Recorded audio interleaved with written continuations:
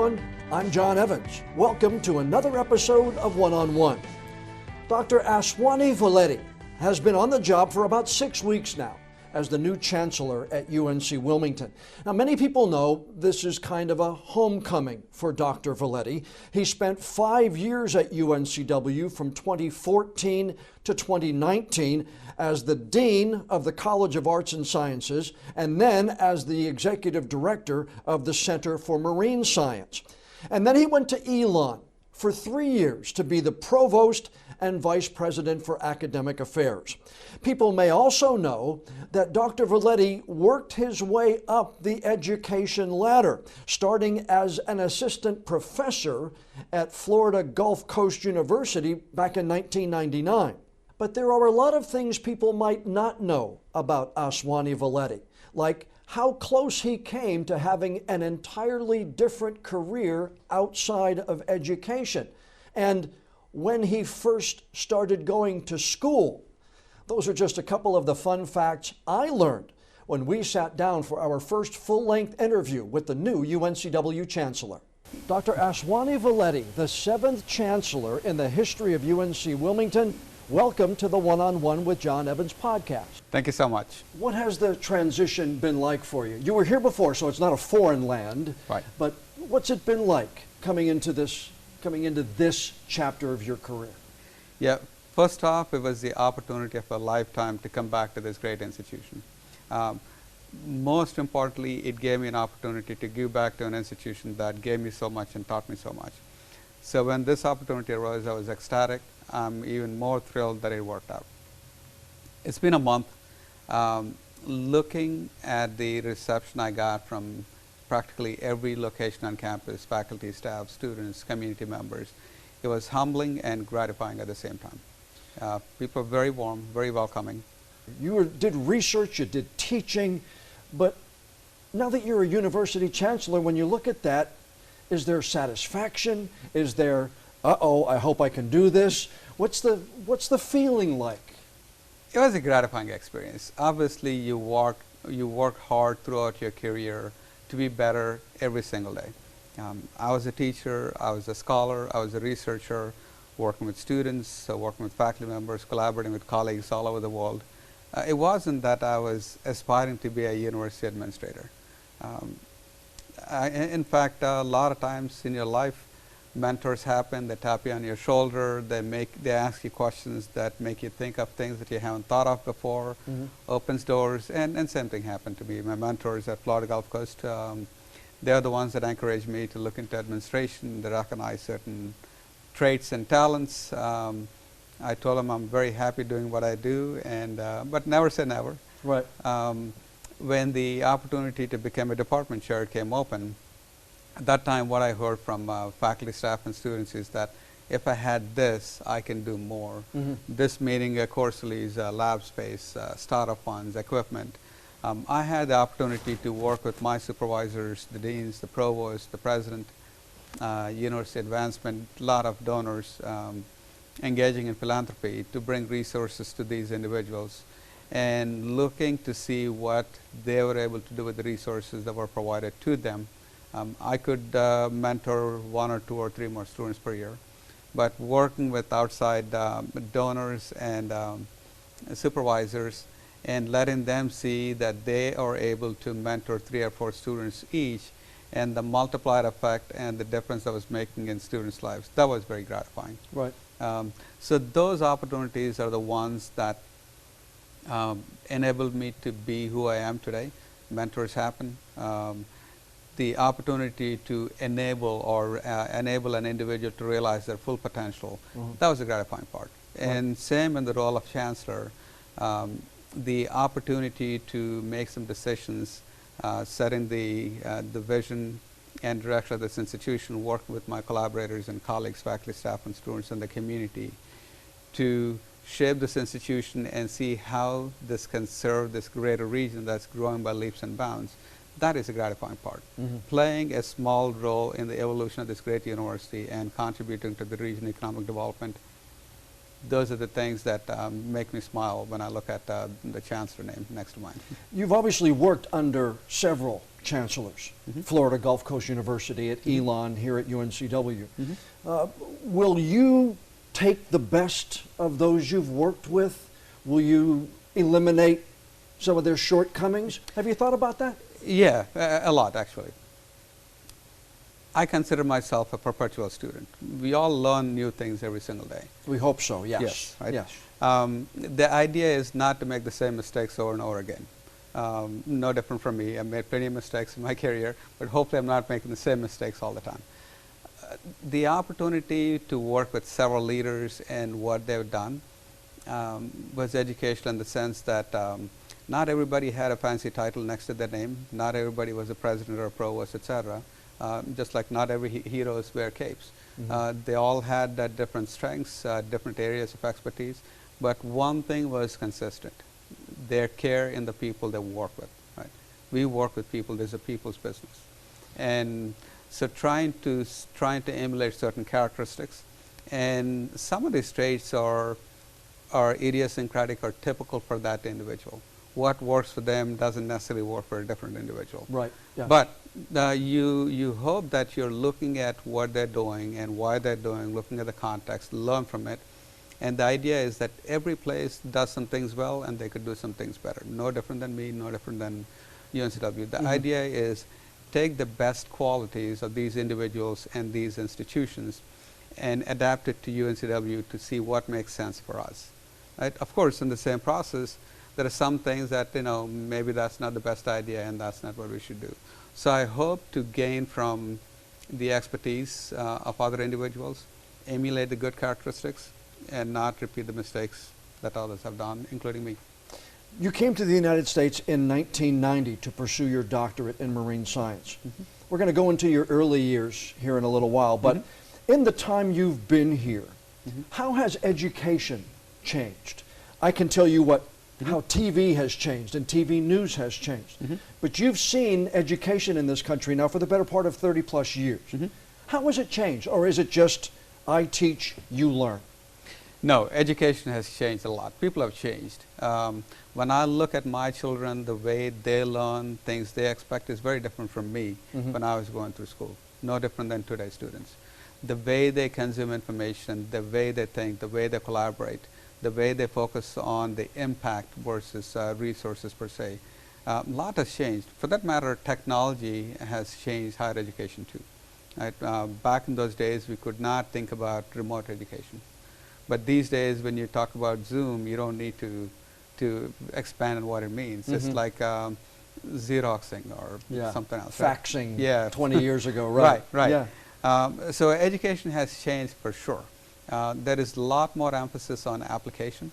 Of course, we learn concepts and principles in a classroom setting, but the focus these days has been on how do you use these concepts and principles and apply it to the real world to solve real world solutions. Right?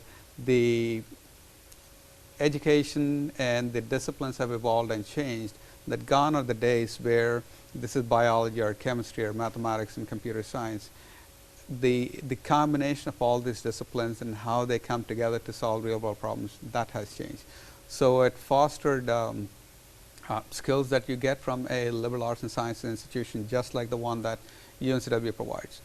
Critical thinking, communication, whether it is verbal or written, collaboration, working across times with individuals that span the globe. Right? I use the example of drug discovery, given the number of contract research organizations we have in this area. Sure, yeah. Right? So bringing a drug to the market is not just chemistry, it is mathematical modeling as it is chemistry. Testing the drug on organisms is just as much microbiology and genetics and cellular biology as it is chemistry. It's the interdisciplinary nature of bringing all these disciplines to come up with an outcome or a product that has changed. And so collaboration, critical thinking, communication, the essential skills combined with the technical skills that the employers are looking for. That's what today's education is all about. So basically, if I'm hearing you correctly, 30 years ago, even 50 when I was in school, you had one lane math, one lane science, one lane English, one lane history, and now these highways are intersecting in more places than we even know. Absolutely, and they will continue to be even more complex.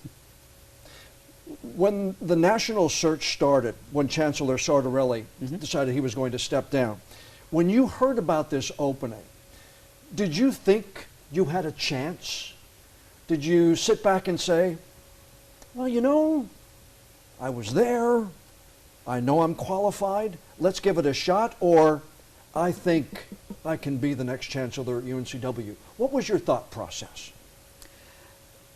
Well, the cocky self says, I have a great shot. I know the place. I've contributed. I put in a lot of sweat equity into developing this institution. Sure. Be it programs, students, grants, infrastructure, know the Wilmington community, donors, etc. But the realistic part is there are a lot of very qualified individuals such as myself. And so as much as you think you have a great shot, one of my mentors said, you don't have the job till you have the job. Right. So going through the process was very educational. Of course, I'm very pleased with the outcome, clearly. Sure, yeah, I can understand, yeah. No, I mean, I think I knew I had a great shot, only because I worked with Chancellor Sartorelli.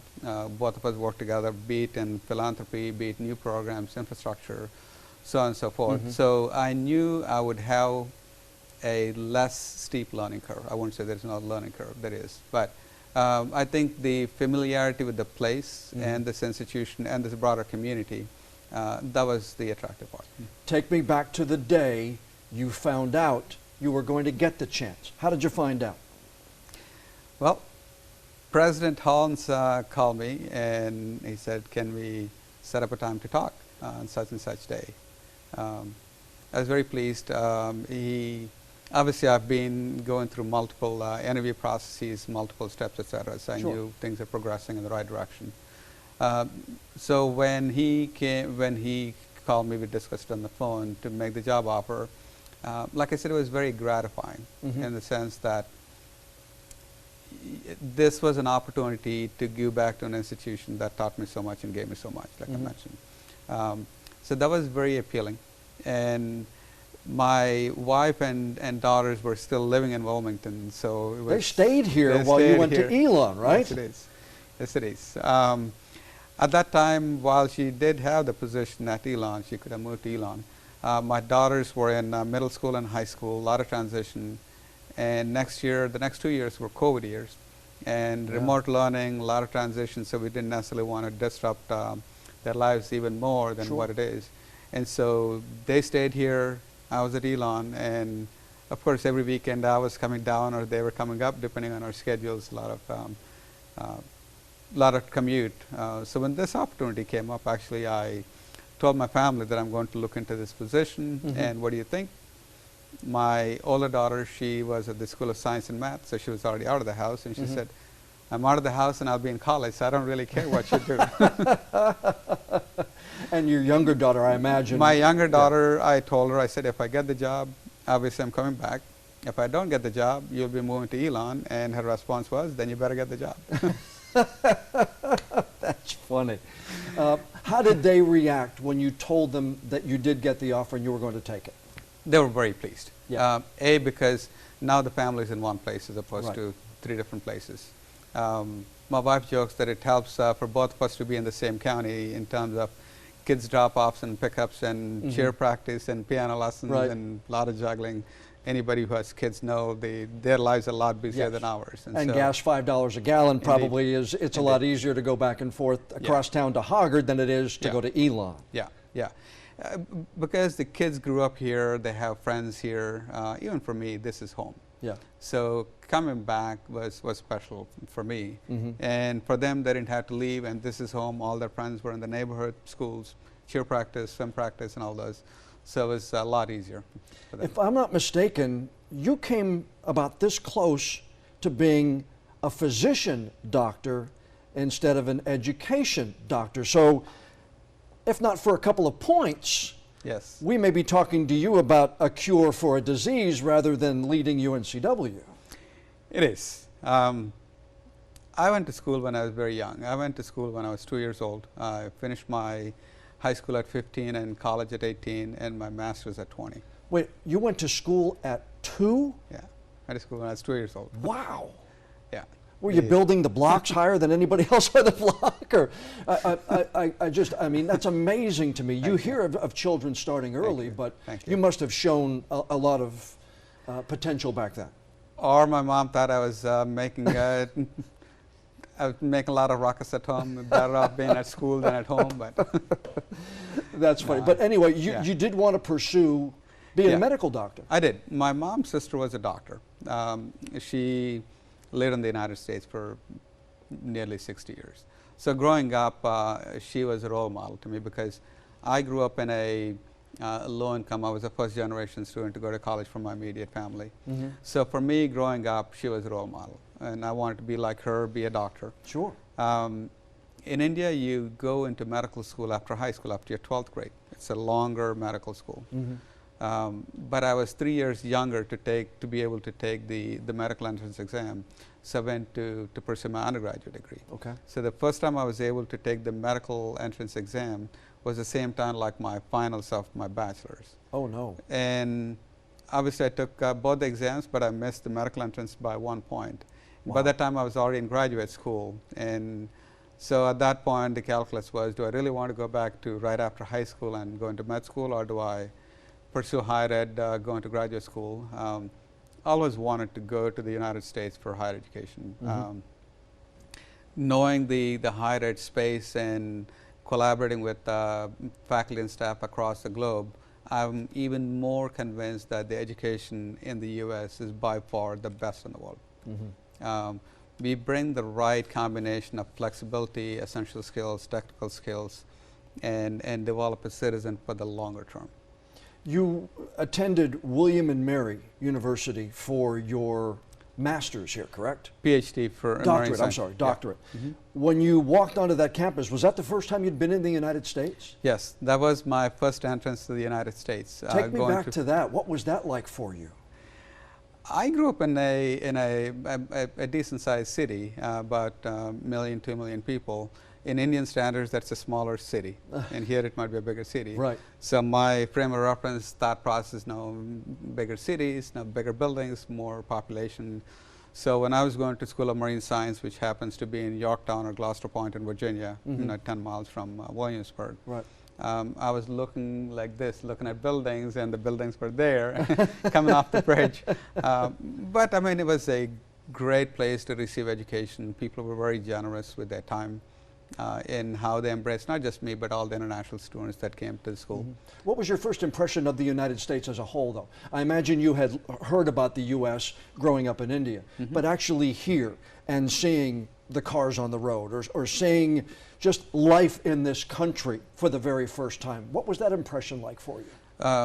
This might be a bias, but I suspect for most people, when they think about the United States, you're thinking about Los Angeles and New York and DC, big cities, more people, skyscrapers. But really, America is more suburbia, more rural. Your bias is this is fast-paced individuals that may or may not pay attention to you, but it's a very generous country. People are very nice, they're very caring, they go out of their way to help you, just like they did for me.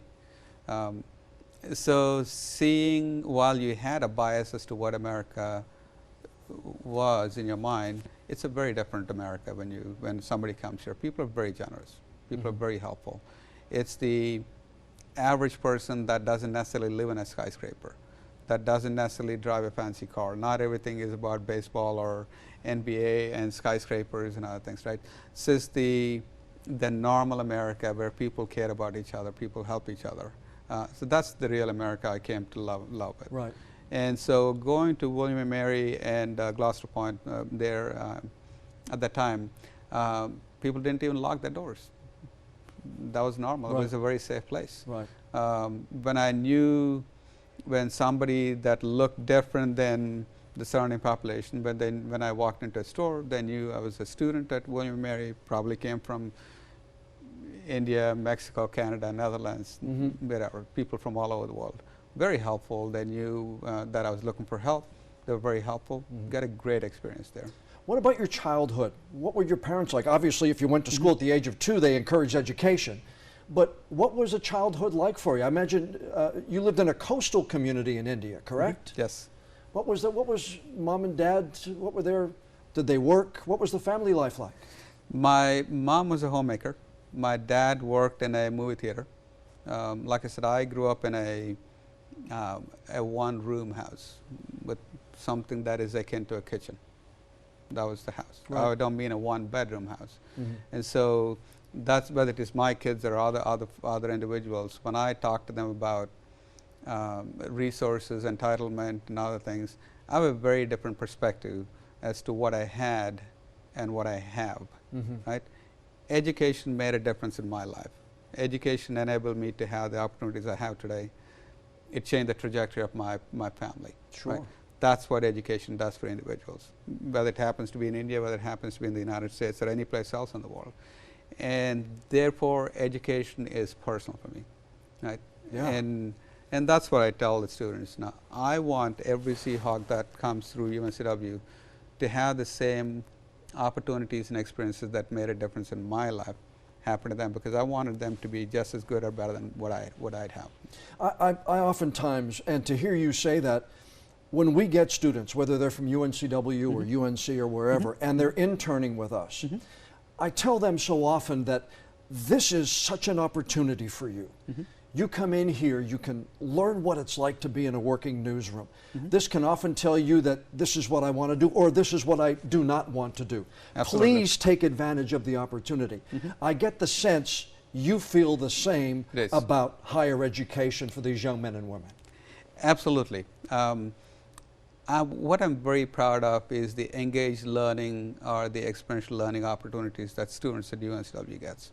The skills that UNCW students get are the essential skills that come with a liberal arts and sciences education, overlaid or coupled with the technical skills that employers are looking for. It's the combination of these two skills that's what employers are looking for. Sure. Right? So in other words, it's taking the concepts and principles and applying to solve real world problems. That happens through internships, that happens through undergraduate research, that happens through co-ops, all the cultural awareness or cultural competence that comes with study abroad programs. It's a shrinking world, right? And it's how do we take these things that we learn inside a classroom and use it to solve real world problems. Right. That's the key, right? In other words, there has to be a clear sight line between classroom and career, or curriculum and life.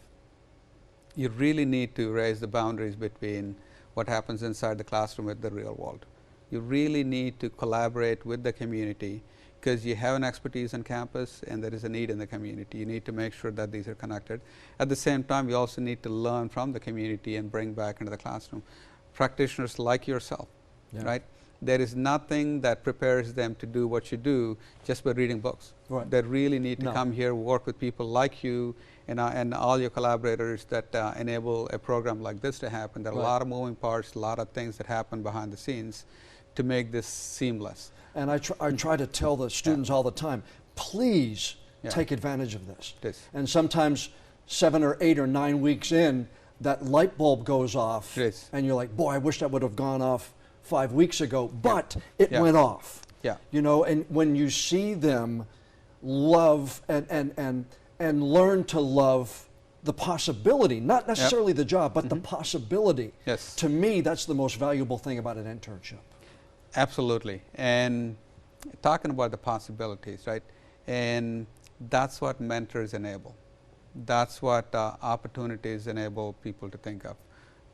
Like I said, I'm fortunate in the sense that my kids know what is possible, right? There are a lot of kids that don't know what is possible. Right. They can't even dream because they don't really know what is possible, right? But opportunities like education, the mentors, the internships, these enable them to expand their view, field of view, and look at things through a different lens and experience. Then they realize what is possible. Right? Once people know what is possible, then they have somewhere to strive to or towards. You mentioned earlier, well, you were at Florida Gulf Coast, and you did a ton of research there. You were there for about 15 years, from what I can gather. Yep.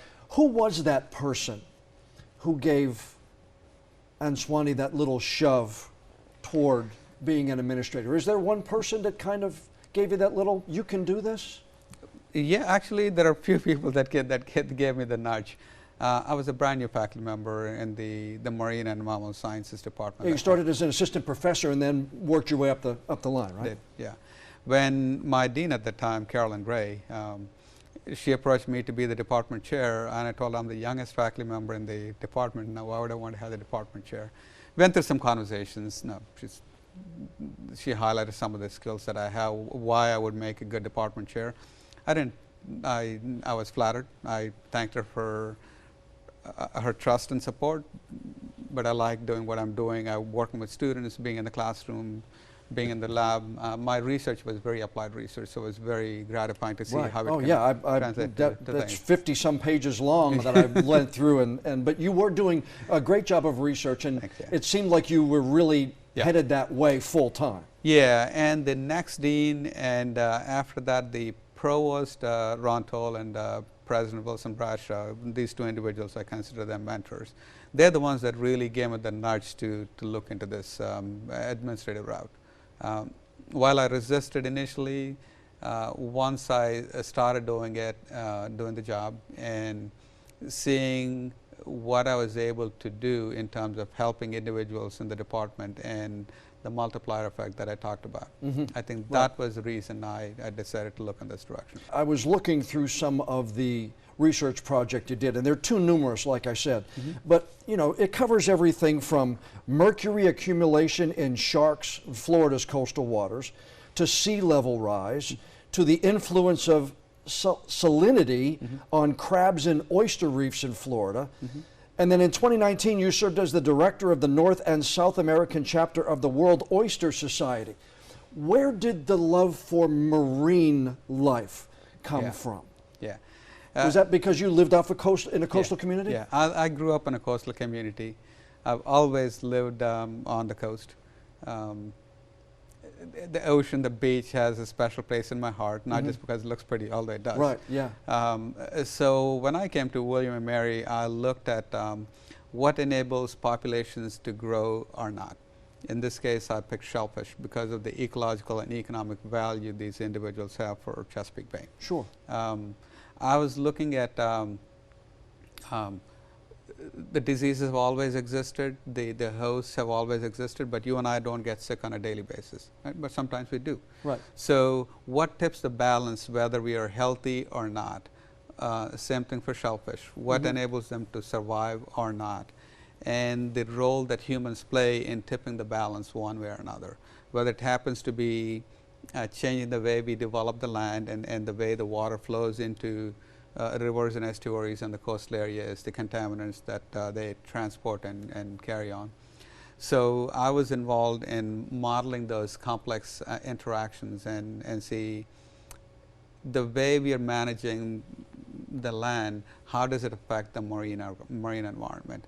I chose oysters as model organisms because oysters create three-dimensional structures that create food, shelter, and habitat for over 300 marine species. So think about it as the home. If that falls apart, the whole ecosystem falls apart. Yeah. So I was using oysters as canaries in the coal mine, saying if these are doing well, it is because of the water quality around them. If they're not doing well, it's because of the water quality that's around them. So the focal point of marine life is where you really pegged it then, right? It is.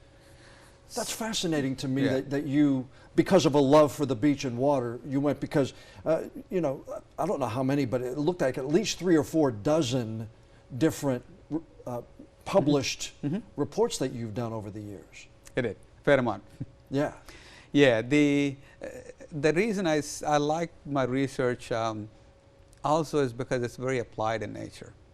For example, one of my projects has been Everglades restoration. In other words, the water used to flow a certain way in the peninsula of Florida, coming from Okeechobee into Everglades. Now, water was clean by the time we went to Florida Bay, creates seagrasses and coral reefs and all those things.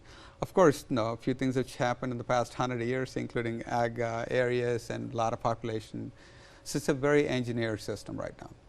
And so the idea was to put it back to how it was as much as possible. And so it involves replumbing of Florida waters. That means some rivers are going to get more fresh water, some are going to get less fresh water, and therefore the salinity changes. Right, so my job was to model these interactions and see how do we optimize the outcome, in this case the health of the marine organisms. And that's the same thinking that I bring to running this university. There are a lot of stresses, a lot of strains, but the focus is on the student success outcomes.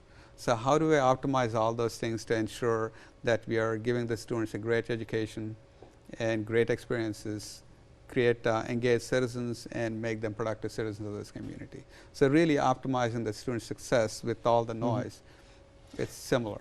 Well, this may sound like a strange question, but can you go on a boat ride and enjoy yourself, or are you always thinking about, oh, look at that water, oh, there's an oyster, and can you literally go on a ride, or are you always thinking about what's under the water? I do both. Whenever I go to whether it happens to be a dock, whether it happens to be a body of water, I'm looking at it to see what organisms are living there, so that it gives me an idea as to what the salinity content is and what is growing so there. You can't, so you have different. You have to really take one hat off and put the other hat on just to enjoy it. But I do like the wind in my hair and enjoying the clean air and the open spaces, and I do both. Yeah, I can imagine with all the work that you've done, you can't look at a body of water without thinking of different things.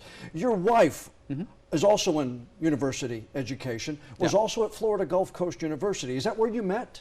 We actually met in graduate school at William & Mary. Okay. Yeah, so we met in graduate school. Then I moved to EPL Lab in Pensacola. I had a National Academy of Sciences fellowship. Right. So she was finishing master's at that time, and then she went into her PhD program. And since that time, I moved to Florida Gulf Coast. By that time, she finished her PhD, and we were fortunate that she had a faculty position at Florida Gulf Coast too.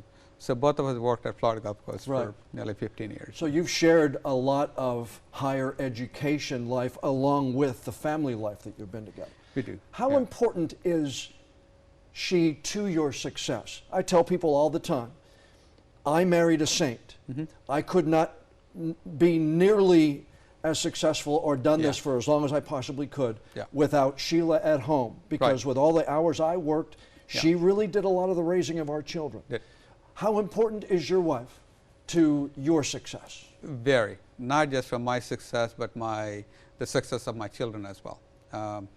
It's always a team sport. It's never an individual sport. Also, given my responsibilities, given my job, sometimes I had less flexibility than her.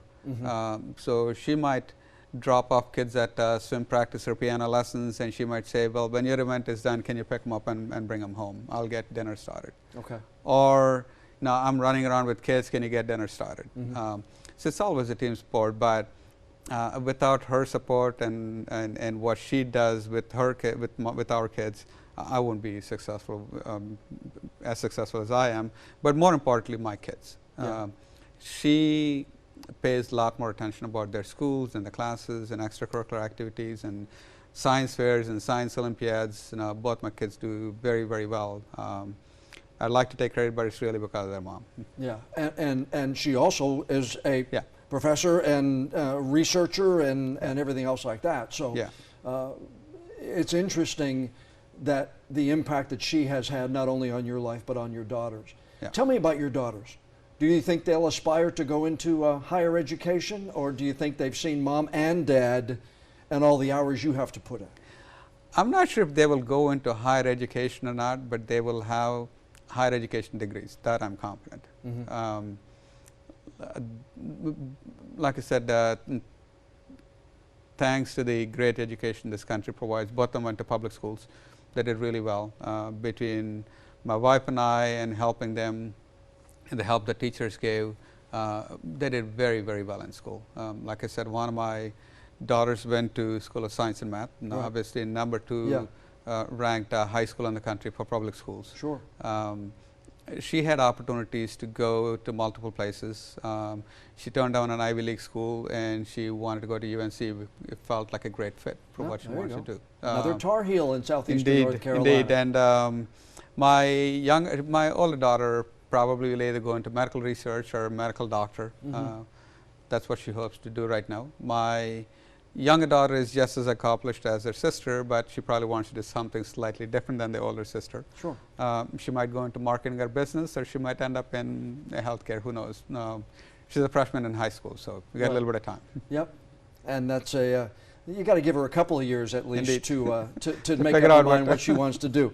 Not like it seems like you have a lot of free time, but what do you do when you have free time? Where might someone see Dr. Volety? Will they see him biking? Will they see him running? Down on the dock reading a book? I love reading. I love cooking. I love gardening. I like to travel different parts, whether it happens to be in the United States, state national parks, or overseas. I like wine. I'm a very social person. I like interacting with people. I take long walks. When I'm disciplined enough, I engage in a little bit of rowing and never over.